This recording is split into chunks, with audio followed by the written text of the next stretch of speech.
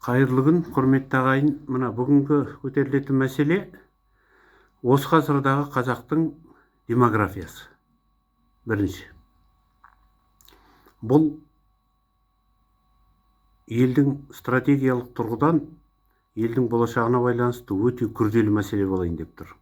Өткен ғасырдағы демографиямызды, жағдайымызды бәрін білеміз ғой. Ал енді мына биылғы осы ғасырда жасанды интеллекттің көрсетуі бойынша 2050 жылы Қазақстанның халқы 28-30 миллион ғана болады.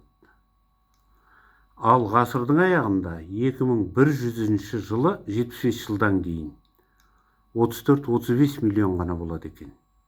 Біз осындай қарқынмен дамитын болсақ, бұл біз үшін өте қауіпті дүние. Себебі қазір Қазақстанда 4,5 квадрат километрде бір адам тұрамыз.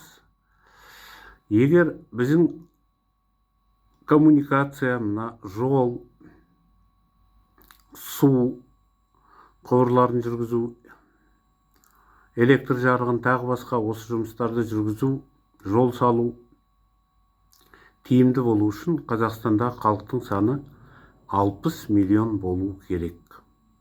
Біздің меже сол болу керек ғасырдың аяғына дейін. Олай болмаса, бізде осындай істелетін жұмыстардың барлығы тиімсіз болады экономикалық тұрғыдан. Ол бір. Екінші, елдің қорғанысын қамтамасыз ету үшін де сол проблема. Себебі біз 30 жылды тәуелсіздік жылдарын жалпы айтқанда негізінен босқа өткізіп алдық. Анау 1 миллион қандастарымызды алғызамыз деп дүние жүзіне жарыш алып айқайладық та, жақсы, олар келді, арамызға қосылды, бірге болып жатырмыз, ол өте жақсы. Бірақ ол шеттегі 5 миллионнан астам қазақтың тек 20% ғана болар келгені, 18-20%. Қалған 80%-дан астамы әлі далада қалды. Оның ішінде Қытайдағы, көбі, оның ішінде оқыған зиялылар Қытайдағы. Анау концлагерлерде көпшілігі. Ресейдегілердің де жағдайы мына соғысқа байланысты тіпті жаман болып кетті. Сол Ресейдегі анау бурят, якуттар сияқты қазақтар да мына соғыста өлімнен 4-5 орыннан төмен түскен жоқ. Басқа халықтармен бірге. Жап-жас жігіттер қырылып жатыр. Енді бүгін мына басталған таяу шығыстағы Иран, Пакистан, Ауғанстан, ол туралы, онда қазақтарды елге қайтару керек екені туралы енді мен өзім президентке, сыртқы істер министрлігіне осы бірер аптаның ішінде жаздым. Енді бұл мәселені біз тез шешіп алуымыз керек. Шеттегі қазақтарды елге алып өзіміздің санымызды өсіруіміз керек. Енді мысалы белгілі статистика, 91 жылдан ағайынды өзбектердің саны 21 миллионнан қазір 38 миллионға жақындап қалса, біздер 17,5 миллионнан енді ғана 20 миллионға жетіп жатырмыз. Жаңағы шеттен келген 1 миллиондай қандастар бар, бәрін қосқанда. Бұл біз тәуелсіздік жылдары демография мәселесі, ұлттың мәселесі, мемлекеттің стратегиялық мәселесімен айналыспадық жүйелі түрде. Әлі күнге, бүгінге дейінде айналысып отырған жоқпыз. Енді болашақтағы осы ғасырдың аяғына дейінгі жаңағы статистика, ол жасанды интеллект жан-жақтағы ақпараттарды, статистиканы салыстырып шығарып отырғаны. Бұл қазақ үшін өте тиімсіз статистика.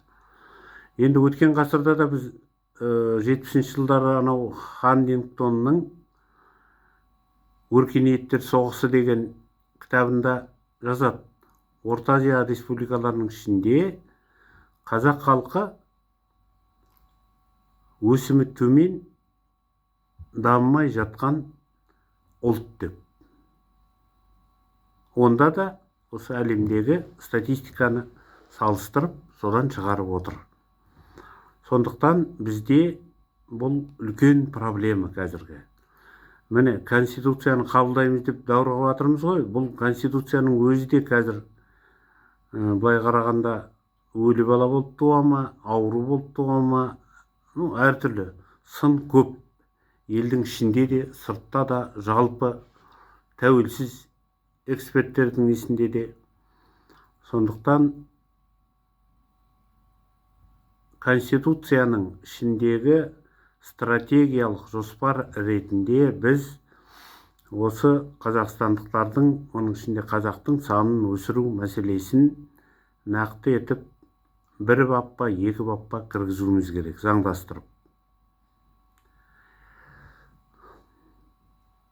Содан кейін біздегі іштегі мәселе, әңгіменің ашығын айту керек,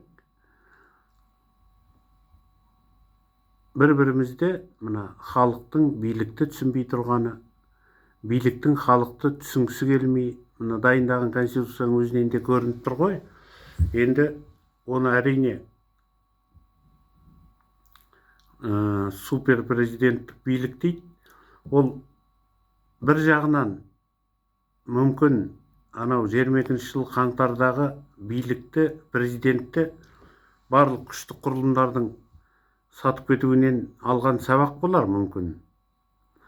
Екінші жағынан халықпен бірге болу керек. Халықпен бірге болғанда ғана билік, ел күшті болады. Сыртқы саясат түсінікті, дипломатия түсінікті, көп векторлы саясат о да түсінікті. О да болу керек болар.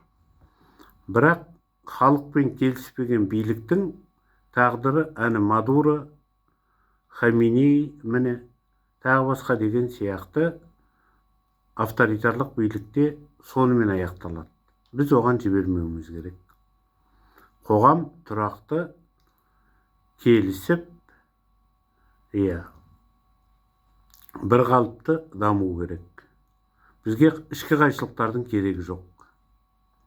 Ол үшін міне елдегі белгілі азаматтарды қолдауымыз керек. Жастарды, түрмедегі жастардың көбін амнистия беріп шығару керек. Нақақ отырғандар да көп. Қазақстан түрмедегілердің үлесі бойынша әлемде 15-20-лыққа көптігінен. Солардың қатарындамыз. Ол өте жаман көрсеткіш. Соғыс жоқ, басқа жоқ. Не болып жатыр ал соншама қылмыс жасайтындай? Жоқ жерден мына біздің полиция, прокуратура, соттар, сосын қауіпсіздік комитеті елдің патриоттарының артынан түседі. Ол не нәрсе? Анау НКВД-ның әрекеттері ғой соқалған. Керісінше елді қорғайтын бөрілердің артынан түскенше соларға көмек беру керек. Елді қорғайтын солар ғой. Сондықтан айтайын дегенім, бізде мына мысалы ана түрмеде тұрғандардың ішінде Жыланбаев сияқты елдің мақтанышы болып жүрген азаматтар. Мүмкін қателік болған болар. Ол жерде заң қателесті ме, ол қателесті ме, оны да тексеру керек. Екінші, түрмемен мәселе шешілмейді. Түрмемен шешілетін елдер, жаңағы айтып отырған Венесуэла, Иран сияқты, немесе мына талиптер, тағы басқа азғын елдердің қатарындағы болады. Біз оған елді жібермеуіміз керек. Енді егер қажет болып жатса, мен мысалы өзім сол кім еді анау Жыланбаев, танымаймын бұлай, барып сол отырған жеріне келістіріп, сол сияқты азаматтармен барлығымен біріктіріп, 20 миллион халықтың ішінен президент ең болмаса 20 адамды елдің қамын ойлайтын, халықтың мұқтажын, мұратын түсінетін азаматтарды айналасына жинау керек президент. Қазір президенттің айналасында сондай азаматшалар жоқ. Соның салдарынан біздегі мына тоқырау. Әрине, соңғы жүргізіп жатқан мына құрылтайда тым-тәуір мәселелер көтеріліп, жаңағы нетіледі, бірақ оның бәрі жалпылама дүниелер. Мәселе жалпыламады емес, міне. Біз әйел адамдардың мәселесін, аналардың, көп бала аналарға қамқорлық болу керек. Әрбір дүниеге келген Қазақстан азаматын, әрбір қазақ дүниенің қай түкпірінде жүрсе де, соларға қамқор болу керек Қазақстан. Сондай қажет болса, қосымша заңдар да қабылдау керек. Биліктің негізгі міндеті сол болу керек. Содан кейін айтайын тұрғаным, мына біздің бір депутат, 11 баланың анасы, соны парламенттен шығарып жібердік. Енді ондай адамдармен келіспегенде, біз кіммен келісеміз, кіммен жұмыс жасаймыз?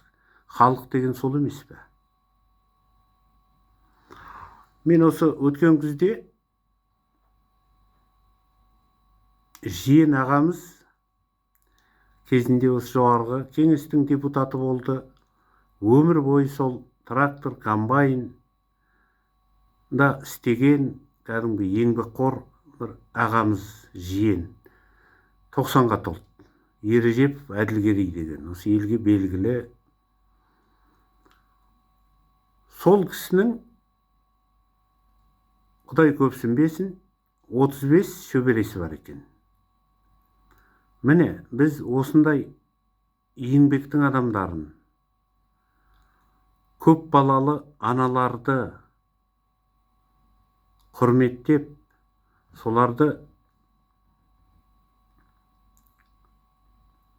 соларға құрмет көрсетіп, отбасылық дәстүрді уағыздайтын болсақ, қазақтың саны, қазақстандықтардың саны көбейеді. Біз осыдан алыстап кеттік. Бізде қандай мәселе бар? Бүкіл мына ақпарат құралдарын ашсаң, интернеті бар. Қазір қаптағынан Каспий банк, Казатомпром, тағы басқа, солардың басшыларының атынан ба, солармен бірге ме, кілең алаяқтық жобалар халықты тонап отырған. Егер ол мемлекеттік, жаңағы мына Сингапурдағыдай, тағы басқа елдердегідей ұлттық компанияның акциясын сату, соны үлестіру болатын болса, ол басқа жолмен жүреді. Бізде бәрі алаяқтық. Және оның ішінде президенттің өзінде сөйлетіп қояды. Премьері бар, тағы басқа бәрін. Содан кейін бізде мына бір мәселе, кәсіпкерлік болғанның өзінде, ұры қары емес, елге қызмет ететін, демеушілік жасайтын, сондай азаматтарды көтеруіміз керек. Міне соңғы жылдары бізде Форбсқа кірген тізімде қазақ азаматтары жоқ, қазақ кәсіпкерлері жоқ. Ол не нәрсе? Шеттен келген жаңа гастарбайтерлер. 30 жыл осы жерде міне анау үкімет Машкевич деген 4,5 миллиондай қазақты 30 жылдары қырған Голошокиннің немересі келді, алып келді соны. Бұрынғы президент. Бүкіл Қазақстанның байлығын тонады, әлі тонап отыр. Сол ана Евразиялық топ әлі күнге салық төлемейді екен. Оның кім қарайды?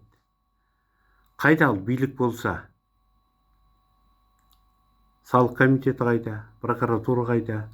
Бюджетке қаржы түсірмей ме?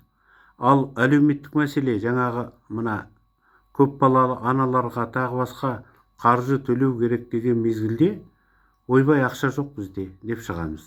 Неге жоқ? Сол 30 жылда осы елден 1 триллиондай ақша заңсыз шетелге шықты. Оны кім қайтарады? Үкімет қайда? Құқық органдар қайда сонымен айналысатын? Неге? Біз халық қайыршы болып отыру керек. Мен ойлаймын, президент осы конституция қабылданғаннан кейін осы мәселелерге тіке кіріседі ғой деп.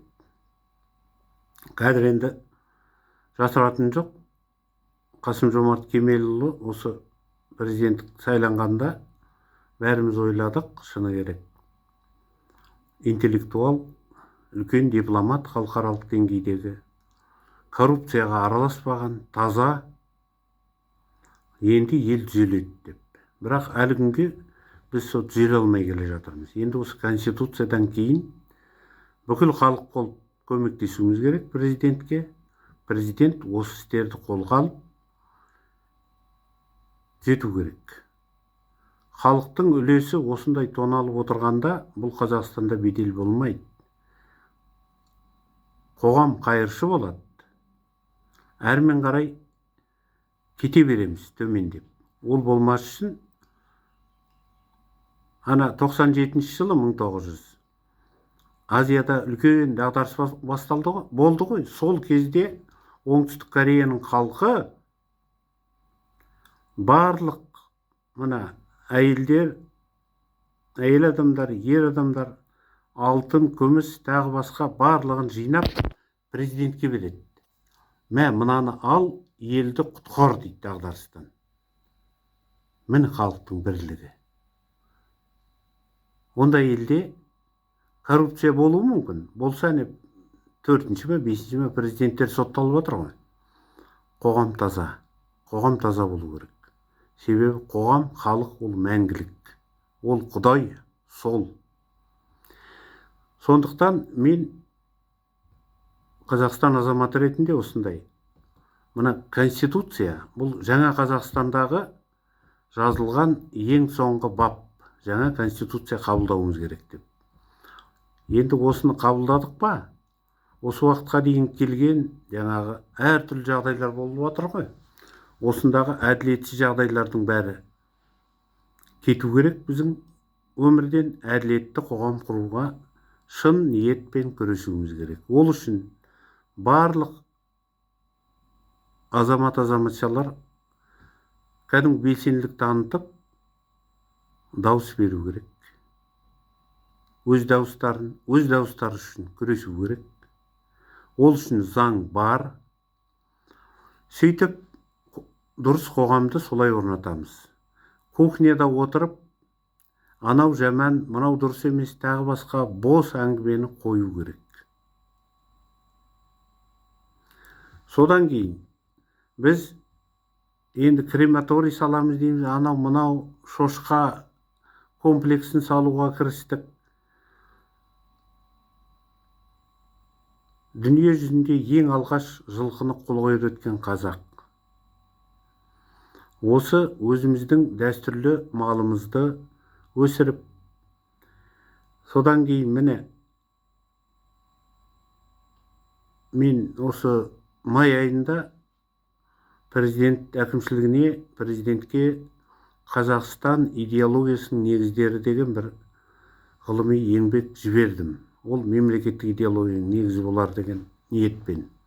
Сонда қазақтың тарихы 33-35 мың жылдан бұрын басталған деп жазылған. Ол ғылыми деректерге, анау всемирный хронология дейді, тағы басқа бәріне сүйеніп жазылған дүние. Біздің дәстүрлер мына батыстың несінен дұрысын алуымыз керек, технологиясын, ғылымын, білімін батыстың. Сондай жақсы жақтарын алу керек. Ал басқа жаңағы бір жыныстылық, тағы басқа дегендер бізге жат. Оның бәрін міне Американың өзінде де, ақш-та тоқтатып жатыр ғой. Тоқтайды оның бәрі, ешқайда кетпейді. Сондықтан біз ата дәстүрімізге қайтадан көңіл бөлуіміз керек. Конституция еткеннен кейін кірісіп осы істерге. Сосын қайталап айтам, біз еңбек адамдарын, елді қорғайтын патриоттарды, көп балалы аналарды, соларға құрмет көрсетіп, сосын мына жанұя отбасылық дәстүрді дәріптеуге көшуіміз керек. Сол кезде ғана қазақтың саны өседі. еліміз күшейеді, тұрақтылық болады қоғамда. Басқалай бізде болмайды. Қазіргідей міне ана солтүстікте көршіміз не дейді, шығыстағы көршіміз не ойлайды, анау мұхиттың ар жағындағы Америка не дейді деп, жан жаққа жалтақтап отырамыз. Ол емес, бізді біріктіретін түрік әлемінің бірлігі, елдің ішіндегі бірлік, ол мемлекет құрушы қазақ ұлтының бірлігі алдымен, және ол біріктірген қазақстандықтардың бірлігінде болады. Оның ішінде міне демография бұл стратегиялық үлкен мәселеге айналып тұр қазақ үшін. Яғни оны жан-жақты шешуіміз керек. Анау 350 мыңдай тұрмысқа шықпай қалған қыз балдар бар. Содан кейін баспанасыз жүргендер бар. Жаңағы айтқан хатта осы мәселелер көтеріледі. Оның ішінде 18 жылы қоғамдық ұйымдар осы күштеп отырып 2 миллион жастарға пәтер салынып беру керек деп бюджетке кіргізгенбіз. Ол 25 жылы аяқталды. Енді жастарға 31 жылдың аяғына дейін 3 миллиондай пәтер және жер беру. Яғни оның 1,5 миллион пәтер салу жастарға, сосын 1,5 миллион 10 сотка жер беру керек. Осы мәселелер шешілу керек. Оны 26 жылы біз кіргізуіміз керек Конституциядан. Бұл мәселе шешілмей, жастардың мәселесі, яғни Қазақстанның болашағы мәселесі шешілмейді. Осыны нетуіміз керек. Түрмедегілерге анау жеңіл баптармен тағы бірдеңе қателесіп отырғандар болса, оларға амнистия беріп шығару керек. Анау біз білетін осы Брежневтің кезінде жылына 1 рет не 2 рет амнистия берілетін еді. Ол жүйелі нәрсе, қалыптасқан нәрсе, кез келген мемлекетте. Біз соншама не болды?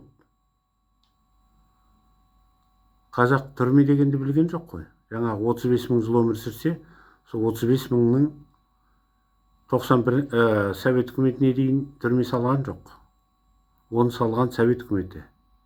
Тоталитарлық режим құрып кетті ғой. Сонымен түрмеде құрып кету керек. Қазақты үлкендері, ақсақалдары, дәстүрлері тәрбиелеу керек жастарды. Түрме болмайтын қылып. Сосын міне соңғы 8 жылда мынандай бір статистика бар. Жас аналар көп балалы. Жыл сайын не отбасы өртенеді, үйі, немесе биік қабаттан балаларымен құлап суицид өліп жатыр. Бұл мүмкін тек қаржылық жағдай болмас, тұрмыстық. Бұл психологиялық жағдай. Ол мына біздің ұлттық бірліктің жоқтығы. Ол адамдарға ағайындардың өзінен қамқорлықтың жоқтығы. Жергілікті соның көріп отырған биліктен қамқорлықтың жоқтығынан болып отыр. Осы мәселелерді түзету керек. Содан кейін қайталап айтамын, егер қажет болса, міне, мысалы, Алматыда осы бір жерде ағаш кесілейін деп жатыр деп естісе халық, барлығы анау Мелс-Елеусизовке жүгіреді. Сол тоқтатады деп. Әкімшілікке жүгірмейді. Міне осындай азаматтар бар біздің елде. Анау Оразалы Сәбденов ағамыз, тағы басқа осы жетеді ғой елде бар. Шындықты айтатын дұрыс. Президенттің айналасынан құрылтайға жинады ғой енді. Кімдер екенін білмейміз. Әйтеуір аннан қашқан, мыннан қашқан. Содан кейін мына қазір президент енді Конституцияда қабылданар, президент тағайындайтын болып жатыр ғой барлығын. Коррупционерлерді тағайындау тоқтату керек. құқық органдарынан деректі алып бірінші анализ жасау керек. Ол кім? Қандай чиновник? Егер осы уақытқа дейін парақорлық, коррупцияда қатысқан ақпарат болса, жақындатпау керек. Қандай билікке де, туысқаны болсын, руласы болсын, басқа болсын, сондайдан таза болуымыз керек. Содан кейін бізде мына министр, әкім болып отырғандар, бұрынғы депутат болды ма, немесе дипломат болды ма, сондай шаруашылықты істемегендер. 90%-нан астам. Содан кейін экономиканы түсінбейді. Үкіметтің өзі де жалпы түсініп отқан жоқ. Содан келеді бізде мына инфляция, тағы басқа проблемалар шығады. Ал жалпы ішкі өнім 6% болды, мынау, ол Қытайда суретті салып жатыр ғой, ондай суреттердің керегі жоқ. Әркімнің мына дастархандағы жағдайы, тұрмысы сонымен өлшенеді. Инфляциямен өлшенеді. Инфляция төмен болу керек, жұмыссыздық барлығы 5%-дан аспау керек. Соны ұстап отырса, әрмен қарай өзі дамимыз ғой. Сосын қазір жақсы бағдарламалар, инновацияға көшу, адам капиталын дамыту, осы конституцияға кіргізіп жатыр, соны нетіп жатыр. Ол экономиканы қазіргі шикізат экономикасына қарағанда 10 есе тез қарқынмен дамытады. Және сонша есе тиімді. Бұл жағынан келгенде біз жастар осыған көшу керек. Оқуға, білімге, ғылымға ұмтылу керек. Қысқаша айтайын дегенім осы. Енді бұл жердегі ең негізгі өзекті мәселе демография болып тұр. Осыған үлкен көңіл бөліну керек, және шаралар қабылданып, оның механизмдері анықталу керек. Оны біз 37-40 елде қазір қазақтар жүр шұбырып.